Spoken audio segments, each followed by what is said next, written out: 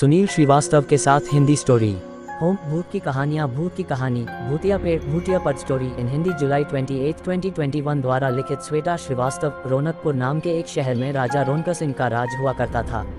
वो हमेशा अपनी प्रजा के हित में कार्य किया करते थे। वहाँ की प्रजा बहुत खुश रहती थी। एक दिन गिद्ध आकाश में भूतिया पेड़ के बीज लेकर उड़ रहा था।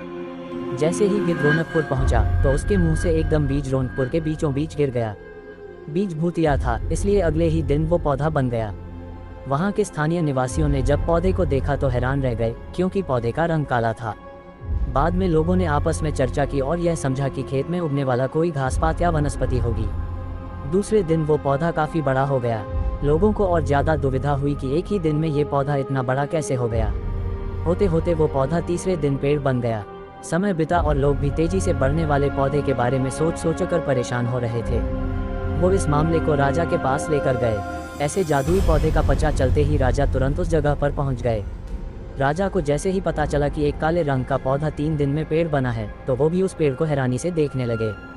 राजा उस पेड़ के पास चौथे दिन पहुंचे थे और तब तक पेड़ और बड़ा हो चुका था। वो इतनी तेजी से फैला था कि किसी को यकीन ही नहीं हो रहा था। राजा समझ गए थे कि का रंग काला है, इसमें जरूर कुछ जादू टोना होगा। इसी सोच के साथ राजा ने घोषणा कर दी कि जो भी इस पेड़ को खत्म करेगा उसे वो इनाम के तौर पर 1000 सोने के सिक्के देंगे।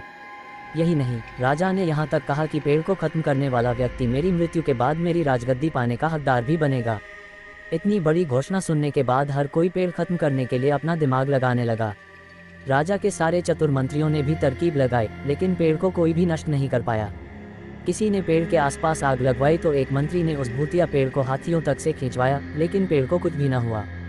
अब लोगों के मन में डर बैठ गया और उन्हें लगा कि पक्का यह ऐसा वैसा नहीं बल्कि भूतिया पेड़ है। तभी उस गांव के एक समझदार व्यक्ति को राजा की घोषणा का पता लगा। जानकारी मिलते ही वह अपने गुरु के पास भूतिया पेड़ से जुड़े रहस्य को जानने के लिए पहुंच गया। गुरु जी ने अपनी ध्यान की शक्ति को एकत्र करके देखा और उससे पूछा, क्या तुम पेड़ को खत्म करना चाहते हो? समझदार व्यक्ति ने जवाब दिया, हाँ गुरुजी। सब उससे परेशान हैं। गुरुजी ने बताया कि उसे खत्म करने का एक ही तरीका है। इसके लिए तुम्हें उस पेड़ के आसपास नमक डालना होगा। इस तरकीब के बारे में जानते ही वो व्यक्ति तेजी से राजा के पास गया और कहा कि इस पेड़ के आसपास आपको नमक डलवाना होगा। ऐसा करने पर ही यह पेड़ खत्म होगा। राजा ने अपने सैनिकों को ठीक ऐसा ही करने को कहा।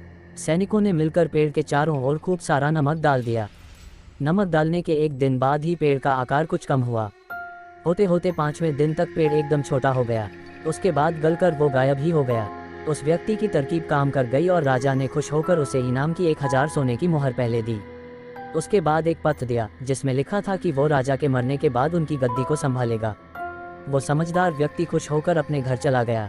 कहानी से सीख, ऐसी कोई मुसीबत नहीं होती जिसका समाधान न किया जा सके। जरूरत है तो बस धैर्य और समझदारी की।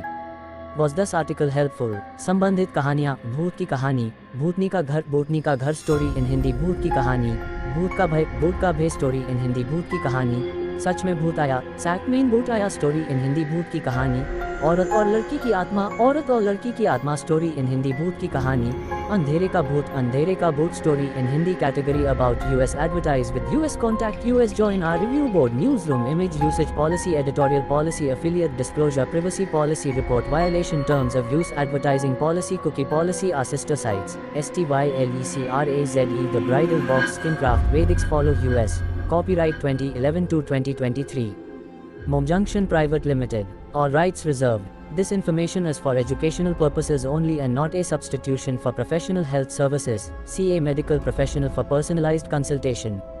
Read for more information.